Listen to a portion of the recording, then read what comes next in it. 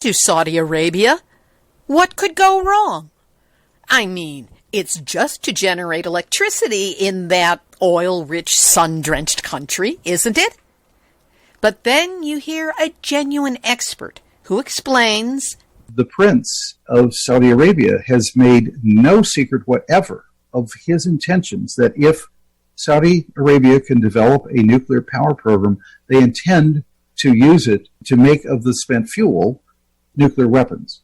What you're talking about is the United States playing a direct role in starting an arms race, a nuclear arms race in the Middle East. And there you have it. Well, when you learn how much nuclear danger is being exponentially expanded, for profit, of course, then you get that sinking feeling from understanding the terrible nuclear seat that we all share. Nuclear hot seat, what are those people thinking? Nuclear hot seat, what have those boys been drinking? Nuclear hot seat, the corium is sinking. Our time to act is shrinking, but our activists are linking. Nuclear hot seat, it's the bomb. Welcome to Nuclear Hot Seat, the weekly international news magazine keeping you up to date on all things nuclear from a different perspective. My name is Libby Halevi. I am the producer and host, as well as a survivor of the nuclear accident at 3 Mile Island from just 1 mile away. So I know what can happen when those nuclear so-called experts get it wrong. This week, Ohio environmental trial attorney Terry Lodge explains what's behind the U.S. push to sell nuclear reactor technology to Saudi Arabia, as well as the dangers posed by a new proposed nuclear energy park in Ohio. And no, this is one park that's not being done by Disney. And to take meaningful steps to stop nuclear reactors, we will have an extended interview with Susie Snyder of Don't Bank on the Bomb. She'll explain how to get your bank or pension fund to divest from nuclear weapons manufacturers. It's easy, it's fun, you can do it during COVID. We will also have nuclear news from around the world, numbnuts of the week for outstanding nuclear boneheadedness, and more honest nuclear information than you will ever learn from an executive order. All of it coming up in just a few moments. Today is Tuesday, August 11, 2020, and here is this week's nuclear news from a different perspective. Starting with some good news from the international campaign to abolish nuclear weapons. On August 9th, the 75th anniversary of the dropping of the atomic bomb on Nagasaki, ICANN announced Caribbean state of St. Kitts and Nevis has ratified the Treaty on the Prohibition of Nuclear Weapons. Joining Ireland, Nigeria, and Niue, which announced their ratifications on August 6th, the anniversary of Hiroshima. That means only 6 more are to go before the treaty enters into international law. In South Florida, at the Turkey Point Nuclear Generating Station, maintenance staff said they'd performed upkeep on critical pieces of the reactor, but inspectors at the Nuclear Regulatory Commission have found that the crews hadn't done the work. Instead, they just filled out the paperwork. In Minnesota, at the Prairie Island Nuclear Facility, Xcel Energy temporarily stopped load-following operations after the NRC determined in a June 30th inspection that plant procedures should have required further analysis due to long-term effects on safety. Control rods used to shut a reactor are no longer deployed for load following after a certain number of years and could be unable to perform safety functions and/or complicated plant shutdown. China has announced that it can launch nuclear counterattacks within minutes using its latest nuclear weapons. And now, Nuclear hot seat, nuclear hot seat, nuclear hot seat, numbnuts of the week. The United States is looking to build nuclear power plants for the moon and Mars. Yes, not content with having radiologically contaminated the Earth with deadly radioactive waste products from nuclear reactors and the entire nuclear fuel cycle, now the Department of Energy wants to spread it even further. As a man-made element that does not exist in nature, plutonium is humanity's messy, indelible, smeared thumbprint on the heavens. And we are not shy about marking our territory with it, just like any randy dog marks its territory.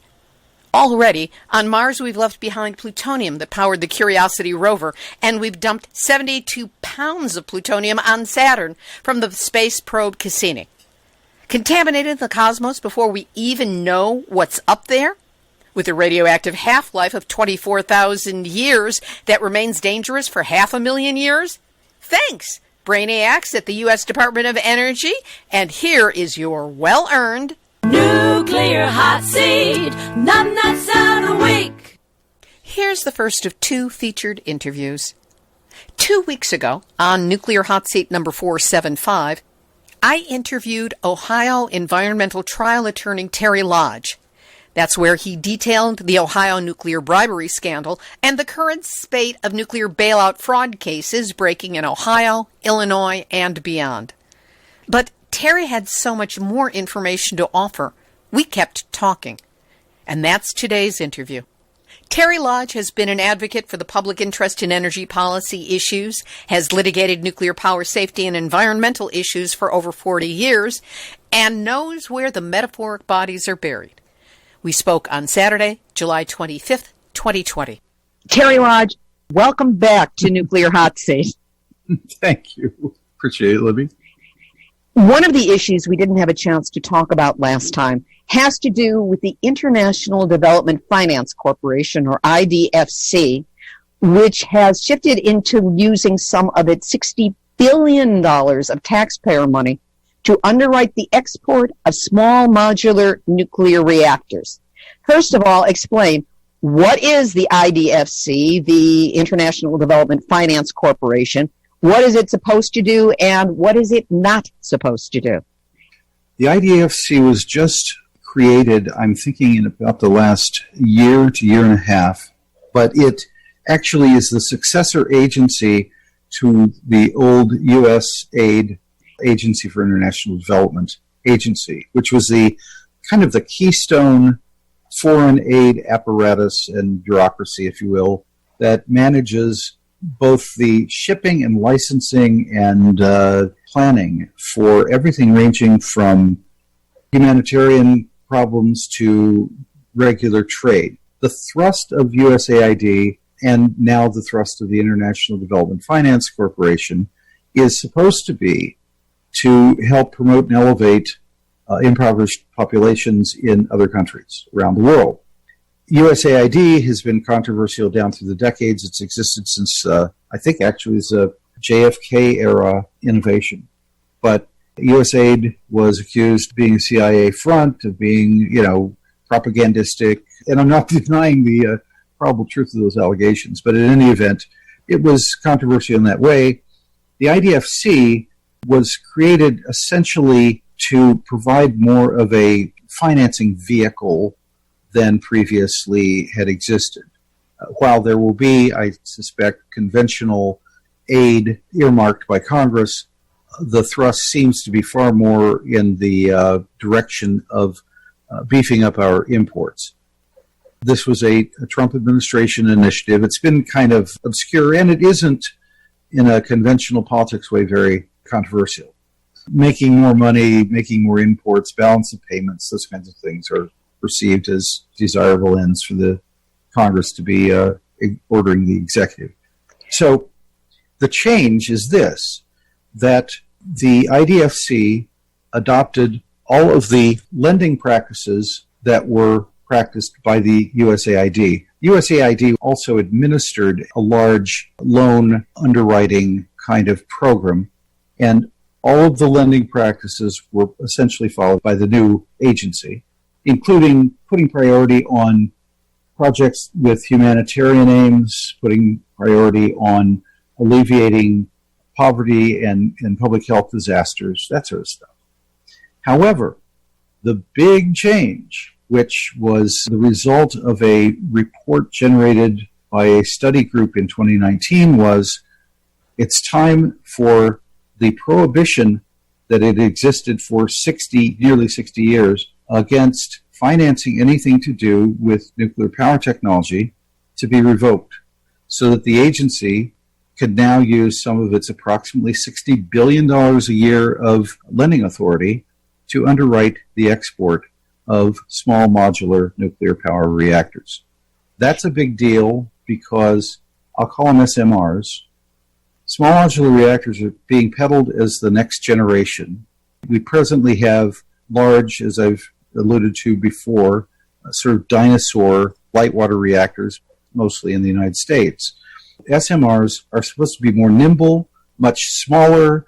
They actually use a different kind of fuel cycle, which is far more dangerous and lends itself to potential for trafficking in nuclear weapons material. So it's a big deal.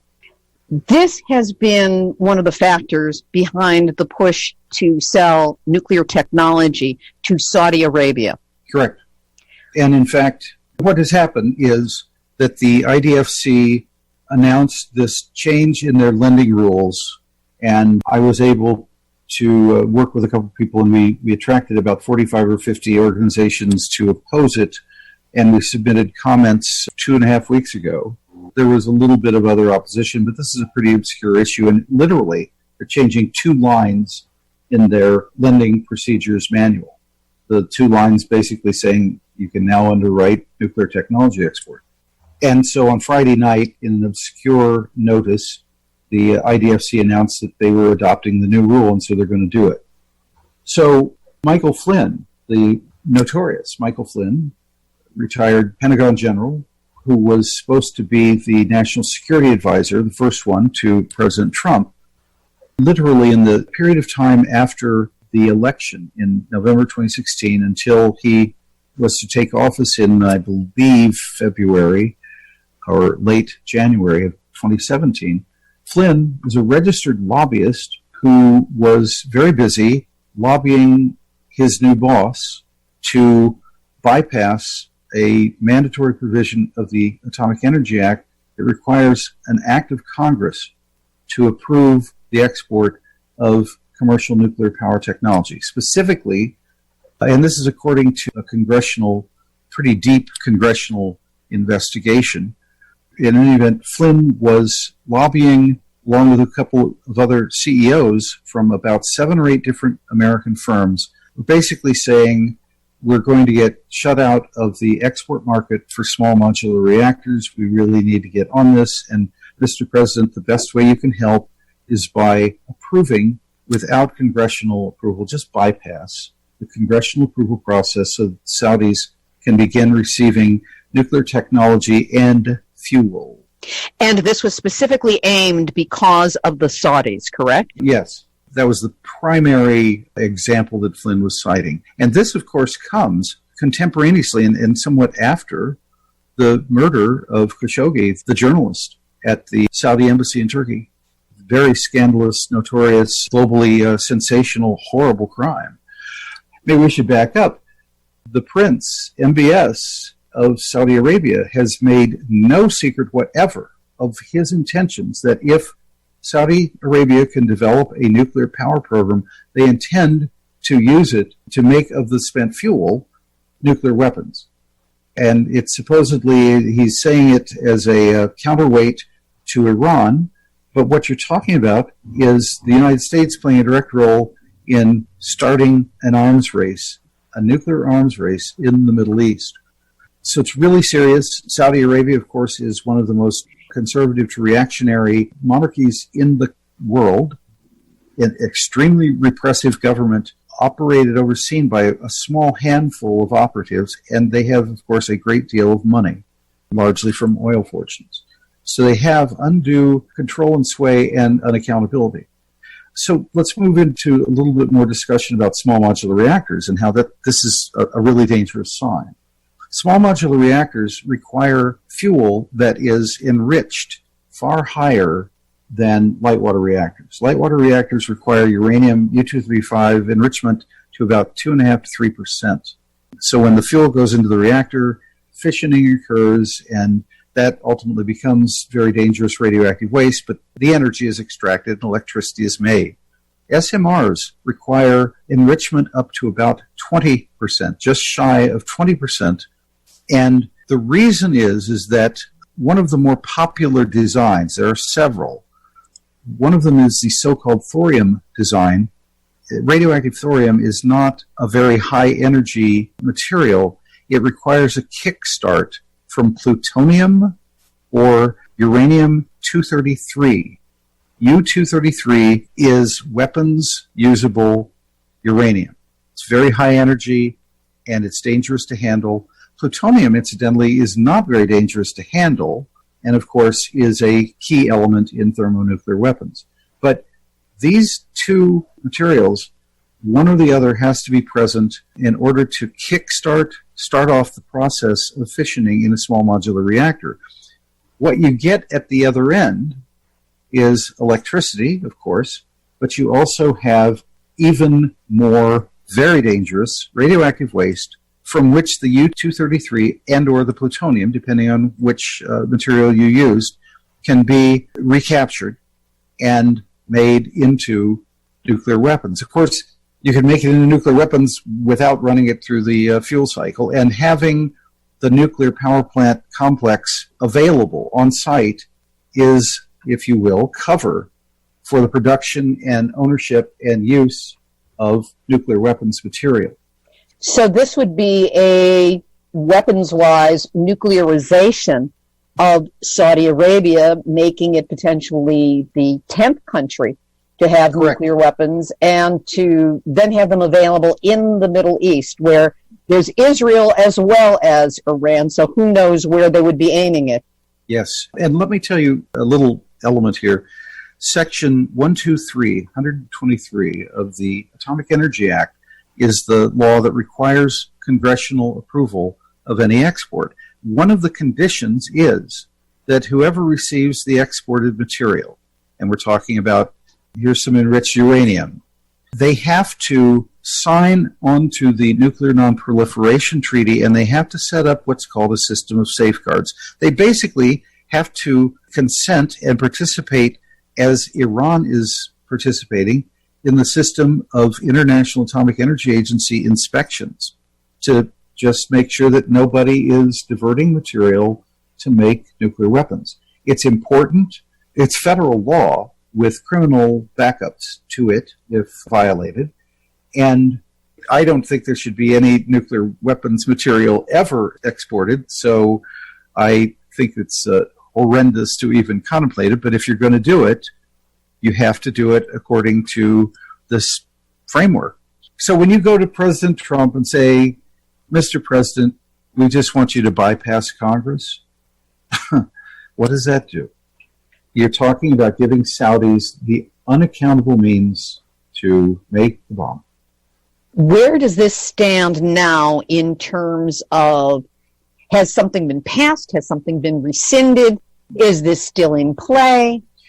Interestingly, the prosecution of Michael Flynn derailed everything. He is part of a larger lobbying firm, which, as I understand it from the congressional report, continues to probably lobby. But Flynn, who is, of course, being prosecuted for a traffic ticket compared to trying to get the president to violate the Atomic Energy Act, Flynn basically has not been able to do this kind of thing. But it's sort of interesting that this is I think, a very, very troubling direction that Flynn was pursuing. And, all of the focus has been on the traffic ticket prosecution. Not to demean the prosecution, but it wasn't, in my mind, anywhere near the seriousness or significance of foreign policy and whatever standpoint. So far, there's a problem with that. But things are moving apace in trying to subsidize and encourage the development of a domestic small modular reactor industry.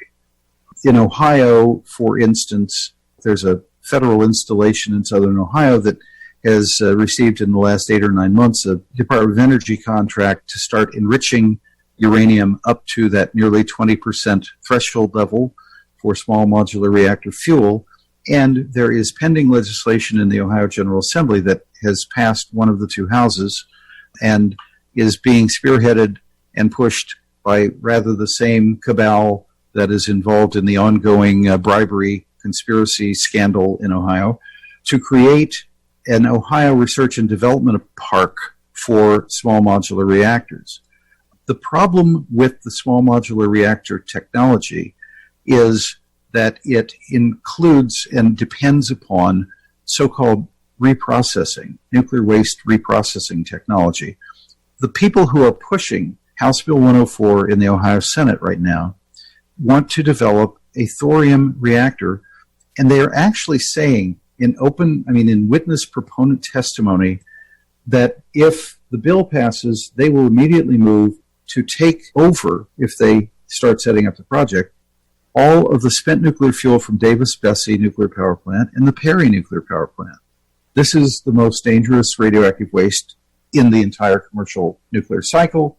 Their aim would be to reprocess it, which is a very messy and dangerous chemical continuum, and to glean the plutonium and the uranium-235 from it, and also U-233, such as it is generated somewhat in commercial nuclear power plants. So they're talking about that kickstart fuel. We need this kickstart fuel to make our thorium reactors work. Sure, it's nuclear weapons usable, and yeah, especially with U-233, it's very, very dangerous and all that, but that's what we intend to do. So this is mindless. Nuclear reprocessing resulted many years ago. There was the one and only nuclear reprocessing plant in the United States was in West Valley, New York.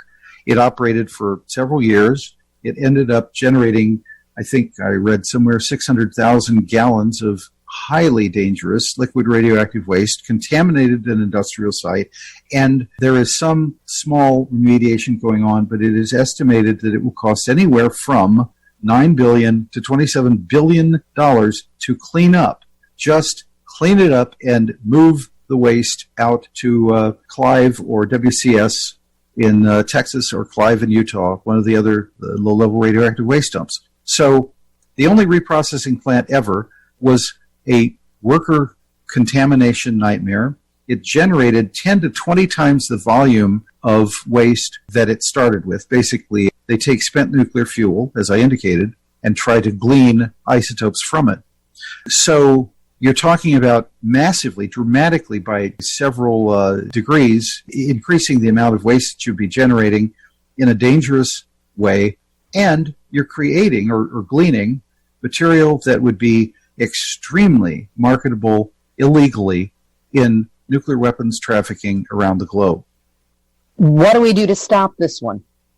Among other things, I have been soliciting sign-ons for opposition testimony, we call it. I've drafted, in conjunction with some other people in collaboration, a letter, and we're trying to also get what people we can to come to Columbus when there is opposition testimony being taken by the Senate committee that is hearing this bill. We're very concerned, interestingly, this new scandal, the bribery scandal, may actually allow such things like this to proceed in invisibility, because all of the media focus is elsewhere on the, this terrible bribery thing. The Senate is, so far as we can see, still plowing ahead. They had sponsor testimony from the state rep who sponsored it just last Tuesday. Sometime, we figure the next week or two, they will accept what's called proponent testimony, which means that the execs from the company will come in. And then very shortly after that, maybe 2 to 3 weeks from now, will be the opportunity for opposition testimony. So we're trying to submit a letter with maximum numbers of sign-ons across the country, because this, to me, is a national issue, because we're talking about creation of a federally subsidized energy park for small modular reactors that a few people are going to make a great deal of money from. But the public stands to really lose a lot.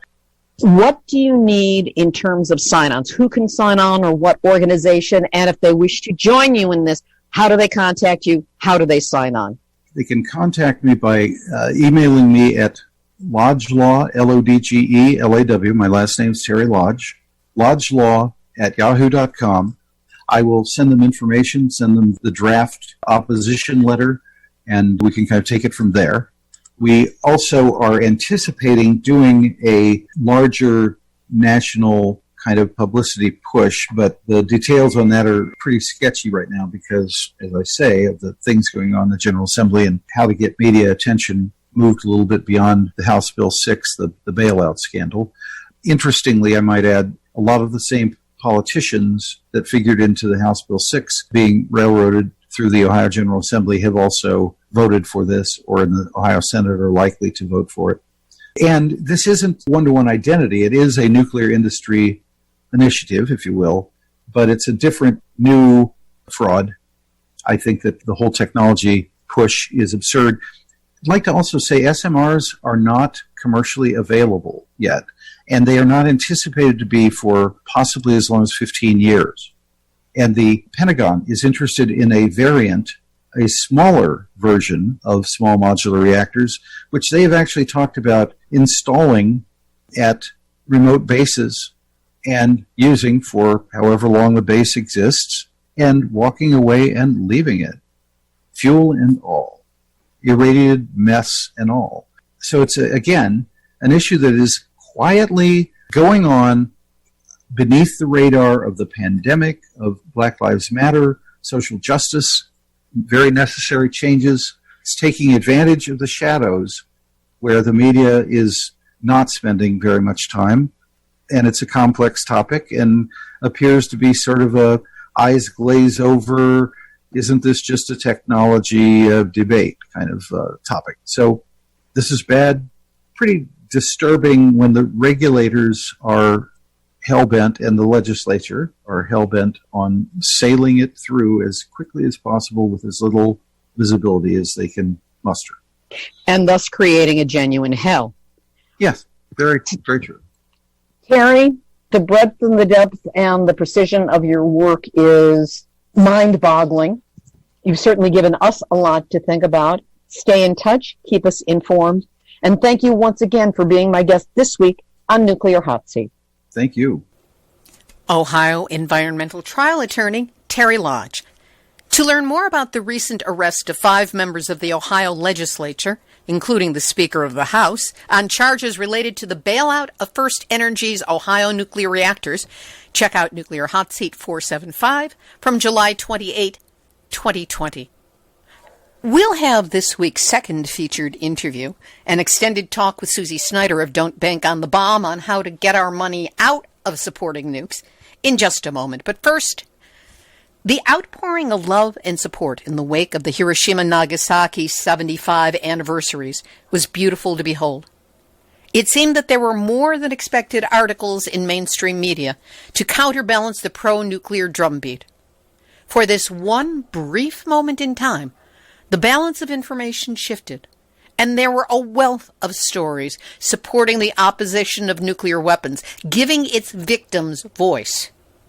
I'm still catching up with what was published and what was put on live stream, and it's heartening to hear from so many others who share a thoughtful, heart-filled opposition to all things nuclear. But that was just for one 10-day period, in conjunction with a rare, harmonically numbered anniversary of nuclear atrocity.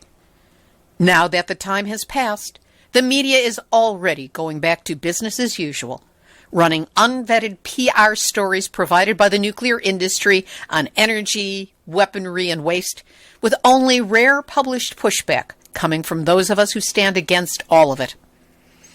That's why you need Nuclear Hot Seat. We look at the nuclear aspect of our world every week in depth, and especially now, with the coronavirus wreaking havoc on the safety of reactors, weapons, and radioactive waste.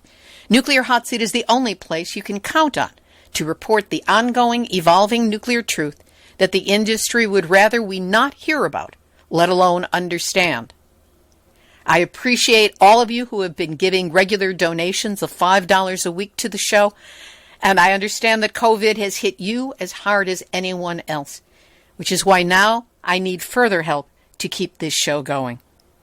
That's why the time would be right now to support us with a donation if you can. Just go to nuclearhotseat.com and click on the big red donate button, which is where you can send a donation of any size, and you can also set up that monthly $5. Please do what you can now, and know that whatever you can do to help, I am deeply grateful that you're listening and that you care. Now, for one of Nuclear Hot Seat's favorite people, Susie Snyder of Don't Bank on the Bomb. We've included Susie's under 2-minute explanation of the international grassroots Don't Bank on the Bomb campaign on many programs as kind of a PSA. Here, we let her go into much greater detail.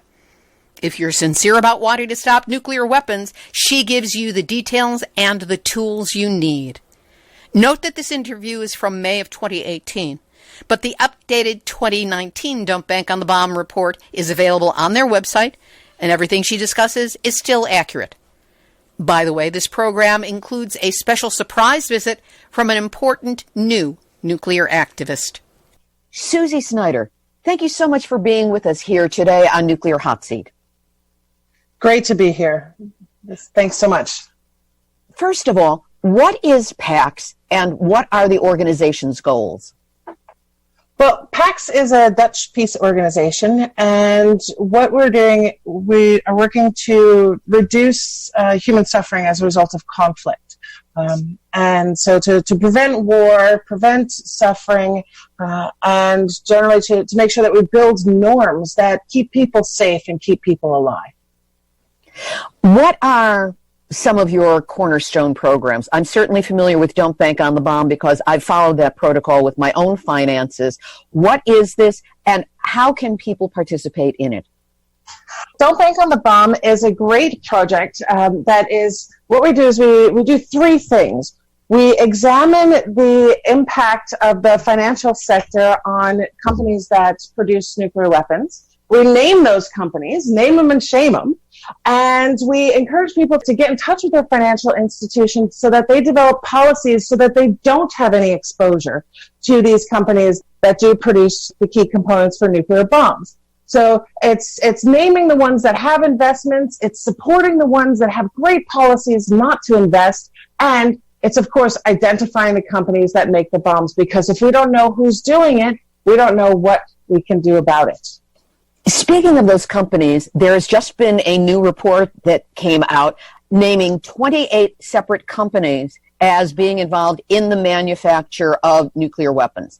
How did that report come about, and what are some of the findings you've made because of it? Well, let me tell you, Libby, it was a good deal of research, and we are extremely rigorous in our research. So we've been looking at contracts and announcements for contracts, requests for proposals, and so on for the last 6 months. And so what we did is, as we looked at these different issues, and I'm sure that many of your listeners also have children. So they're hearing in the background. Susie, this is the reason we do the work that we do. It's for the children and beyond. So this could not be more perfect. It is just the reality, working moms everywhere.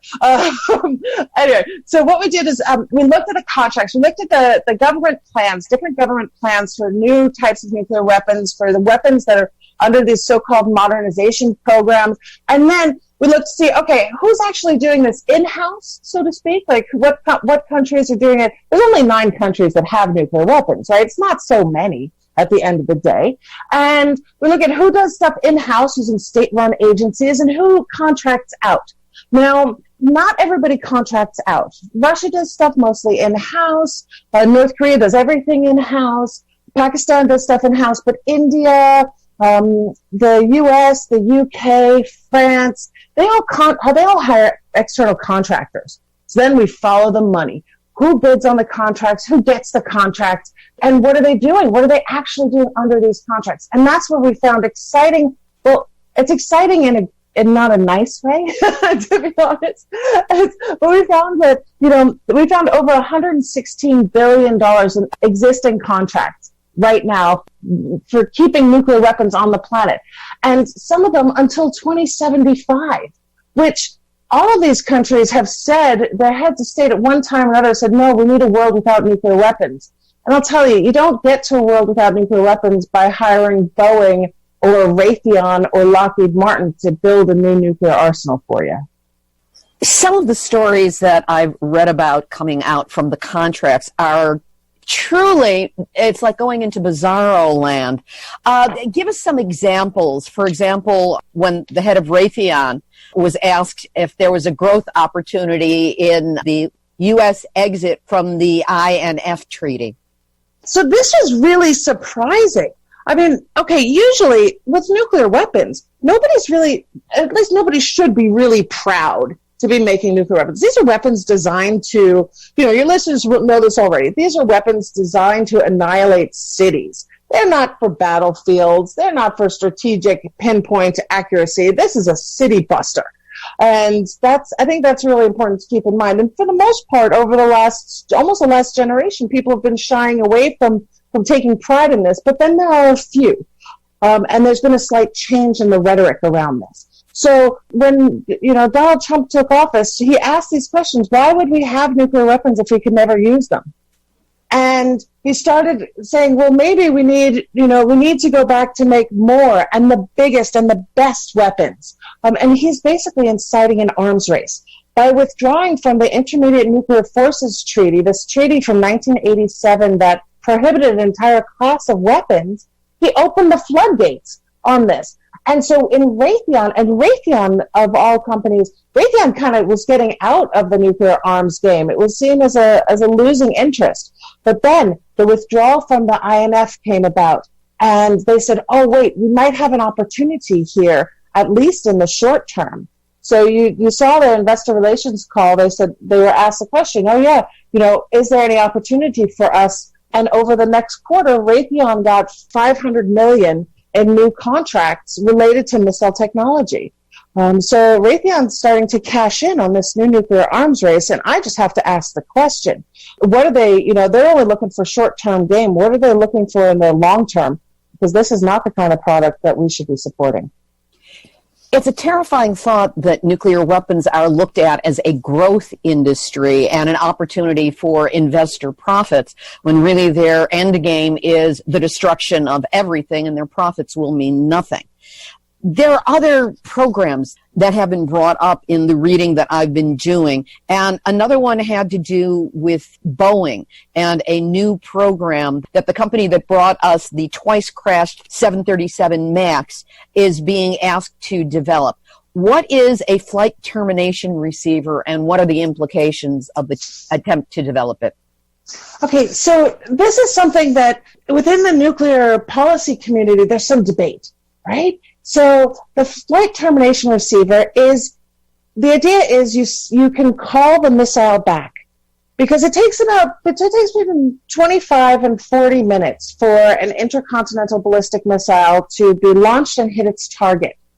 And that means that once you press the button, there's 2 hours until the end of civilization as we know it, because any target, they're gonna see the incoming missile and they're gonna launch and return. They're going to try to take everything out before you take out what they've got. There was this whole concept behind mutually assured destruction. So with what Boeing is doing now is they're making this new missile technology so that if you launch and you decide, oh, wait, whoops, our information was wrong. Oh, actually, it was a weather balloon. Oh, no, that wasn't an incoming missile. It was a pigeon. Whatever it is, and I don't mean to make light of it, but seriously, there's been so many near misses. It could be anything. The idea is that the missile would then go off course or would self-destruct. So it wouldn't have the same, it wouldn't hit its target. So the idea is to be able to shift it in flight. Now, on the one hand, this could be great, because then it won't hit its target and you could stop some insanity. But on the other hand, if you see the missile coming in, you're going to fire with everything you've got. And so it's a losing situation. It's a losing proposition. And honestly, as you said, how much can we trust Boeing right now? It's how much do we trust anybody who is working in nuclear arms because they can somehow justify it. I've also seen that one of the problems with having a flight termination receiver is that it might call for a launch of a weapon and then using it just as a scare tactic because they think, well, we can pull it back and there will be no harm, no foul, when indeed, you're right, the retaliation could be volleyed out before we could pull it back, and they might not be able to do so, and there goes the planet, or if not the planet, at least the people and the life forms on it. Exactly. And what we've learned from new climate research, from new modeling over just the last 10 years, is that it doesn't take 1,000 bombs going off to destroy the civilization that we know. It would take 100 weapons between, for example, India and Pakistan, and 2 billion people. 2 billion people would be at risk of famine. It would cause grave environmental catastrophe. It would be a nuclear winter. And in the 80s, we were totally aware of this. We're like, okay, this is not going to happen. We're going to stop it. We're going to shut this down. This is insane. And right now, it's our time to stand up and say, hey, this is insane. There are so many more things that we could spend the money on. The U.S. government alone is spending $70,000 a minute on producing nuclear weapons. $70,000 a minute. Imagine what $70,000 a minute could do for public education, addressing climate change. The nuclear weapons problem, it's complicated, but it's a relatively easy fix. And it's just a matter of deciding to do it. And now's the time for people to demand that we do. You know, you're right. On the one hand, it's a terribly depressing image for those of us who oppose nuclear and have managed to become conscious about it. Yet, in the intertwining of the private sector and nuclear weapons, there are potential points of leverage. Explain what you mean by that. This is what I'm finding is very exciting. So 2 years ago, most of the nations in the world adopted a new treaty on the prohibition of nuclear weapons. They said, you know what? This has gone bonkers long enough, and the consequences of any use of nuclear weapons are so grave, we need to prohibit everything to do with them. Prohibit all the making, having, using, preparing to use. Prohibit it. Make it illegal. Make sure that we are collectively responsible if any weapons get used. You know, reinforce the non-proliferation standard by doing so. Protect the environment. This is so most governments in the world said, yes, we're going to do this. And after that, financial institutions, banks, pension funds, insurance companies, they said, wait a minute.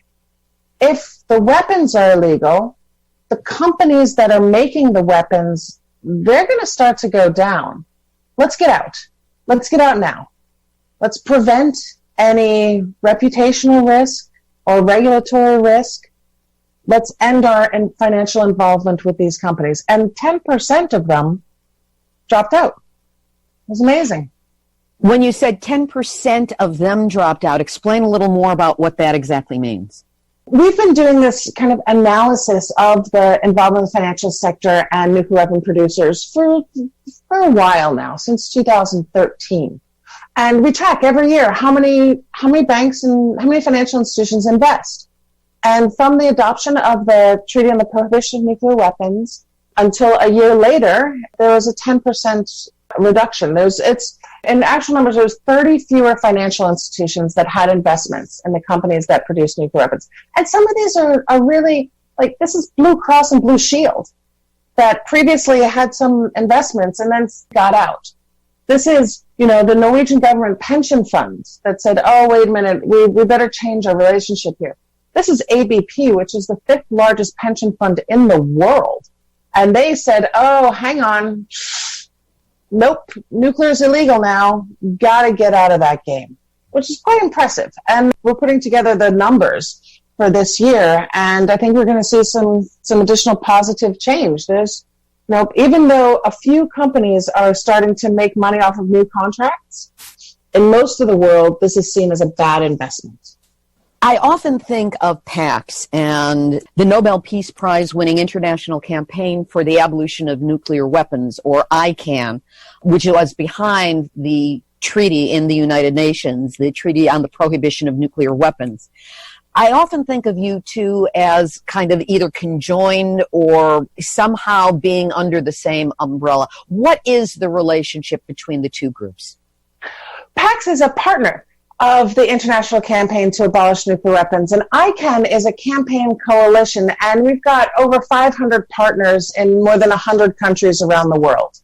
And it was ICANN working with these partnerships, also with concerned governments, with international organizations like the Global Red Cross, that got this treaty to happen. It was through partnership. It was through a movement. And PAX is a part of this bigger movement. We're really proud to be a member of this campaign coalition, because it means that we're, as we said in the local papers here, the Nobel Peace Prize got won in our little town, at least a little bit.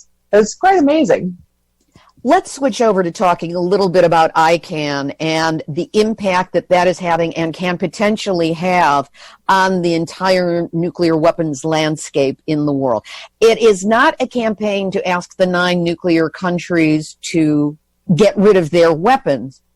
It's a campaign to get all of the countries that don't have nuclear weapons to agree to not get nuclear weapons. And then there are other provisions involved with it as well. Can you explain what those are and how those would mess up the nuclear countries? Sure. So the thing is with ICANN is that we're working in over 100 countries to raise the stigma against nuclear weapons. And most countries of the world have already rejected nuclear weapons. It's just this 9 that seem to be a bit stuck and seem to be kind of it's a little bit of old thinking, and that doesn't quite relate to the current world order. But the ICANN is working even in the nuclear armed countries to say, hey, we have a plan to get to no nuclear weapons in the world. We know the nuclear armed countries, they're clearly not ready yet. They haven't quite matured to the level of many others to be able to take a more realistic and pragmatic approach to their security. But the other countries have. And so countries like Austria and Ireland, South Africa, are fully on board with this treaty because they recognize that there is no benefit to them and only risk from supporting nuclear weapons. What this means is that financial institutions in those countries have seen what happens with other weapons prohibitions, and they get out of the game when it comes to investing in companies that produce the weapons. Companies like Airbus. Airbus is a Dutch registered company. Airbus has operations throughout Europe. Airbus is known for making airplanes. Airbus also makes missiles for the French nuclear arsenal. And what this does is it says that if Airbus, for example, when Germany signs on to the ban treaty, the operations that Airbus has within Germany can't be involved in the production of missiles for France or for anybody else, because that's prohibited under the treaty. And that would change the landscape for France. France doesn't have another capability, or they have to move manufacturing capabilities.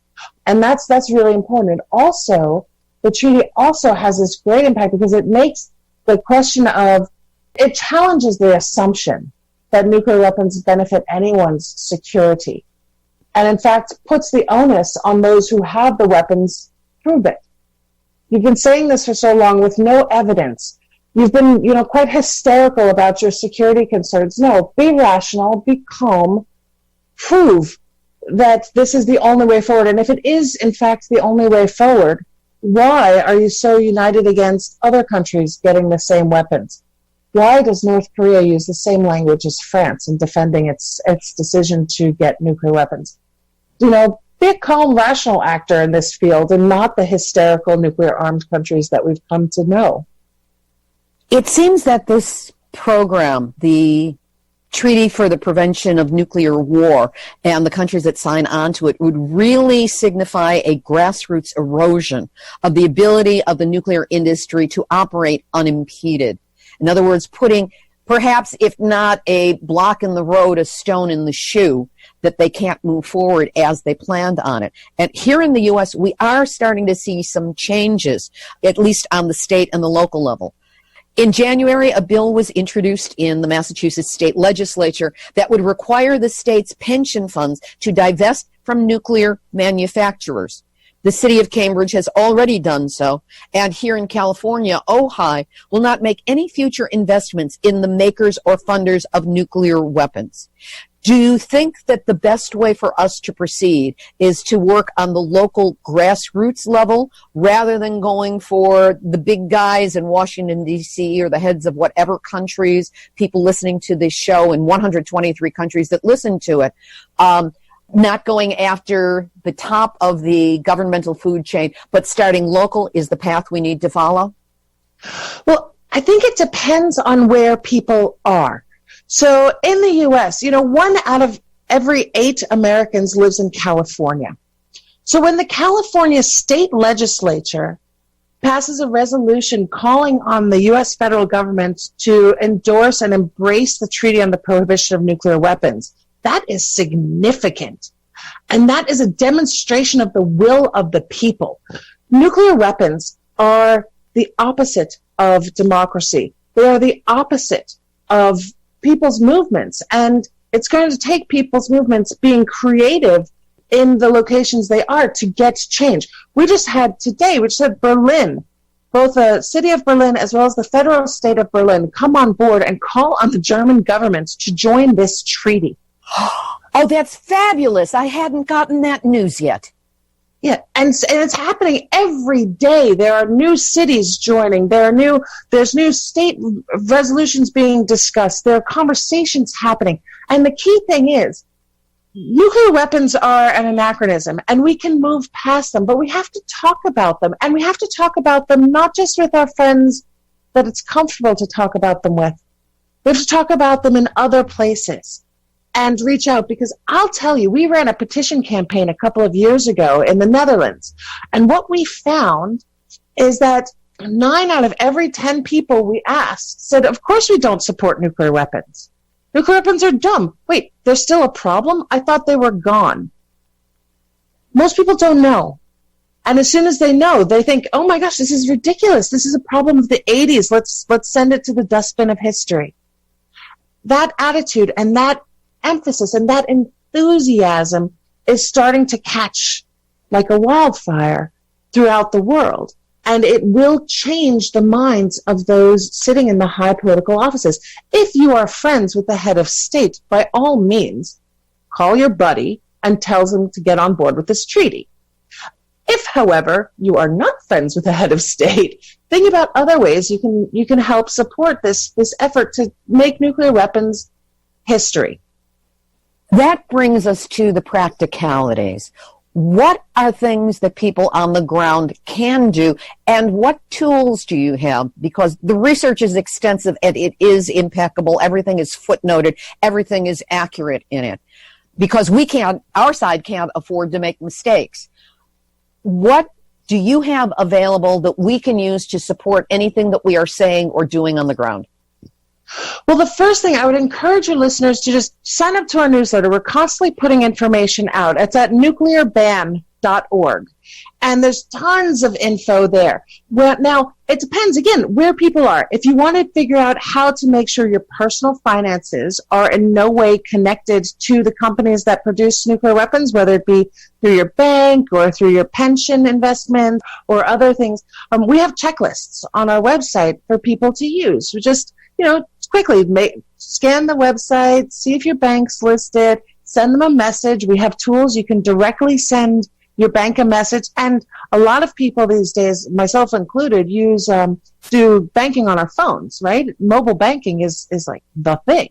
And I encourage people all the time, pull out your phone, go to your banking app, and just send a message directly to your bank right now and just say, hey, are we in any way connected to companies that produce nuclear bombs? When you ask that question through your mobile app, through walking into your local bank branch, whatever it is, you're starting a chain reaction of the good kind. The person on the other end probably has no idea. So they're going to have to ask somebody, is going to have to ask somebody, is going to have to ask somebody. We saw a number of financial institutions get out of this type of investment because people started asking questions on their Facebook profiles. And there was like, oh, that's not good. We can't have this. Oh, wait, let's check. Okay, well, let's get that. They divested first, and then they put into place a policy to make sure that they'll never have any kind of investments connected to nuclear weapon producers in the future.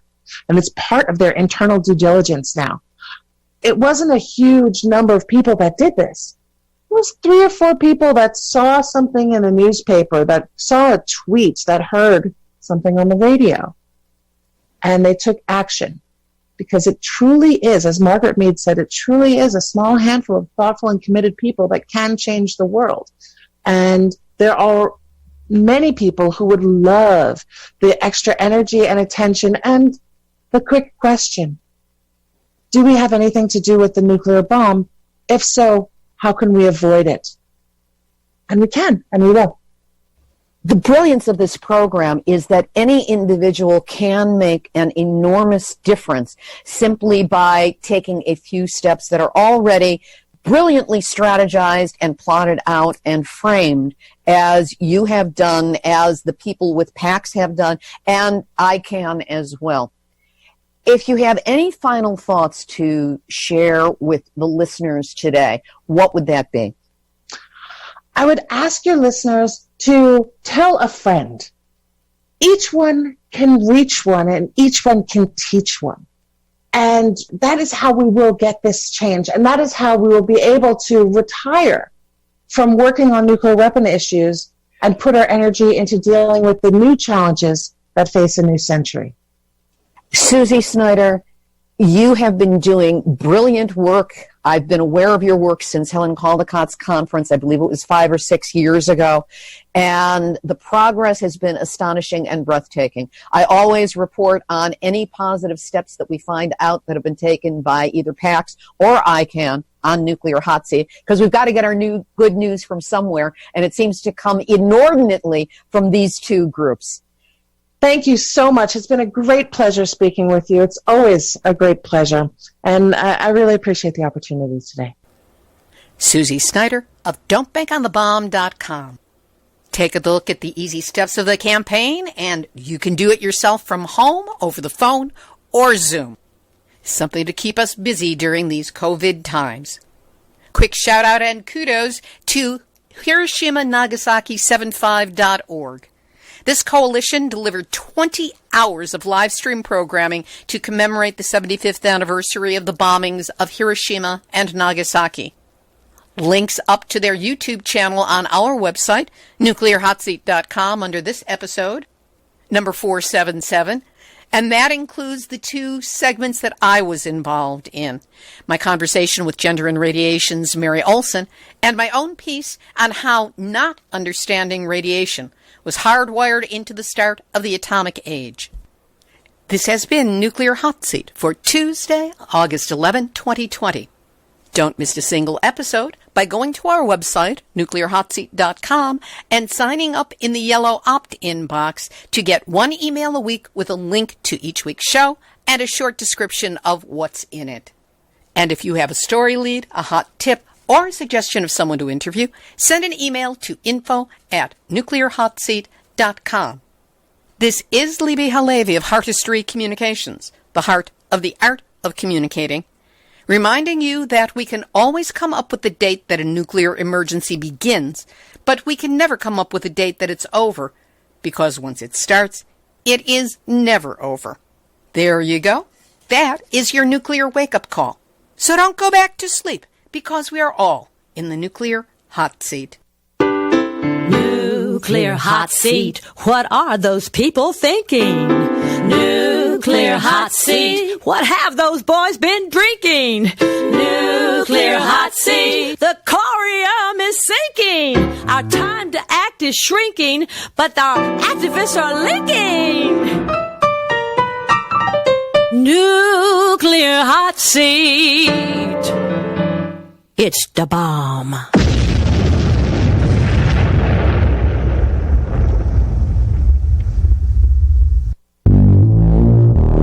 Question everything. Intelligent radio for intelligent people. UCY.tv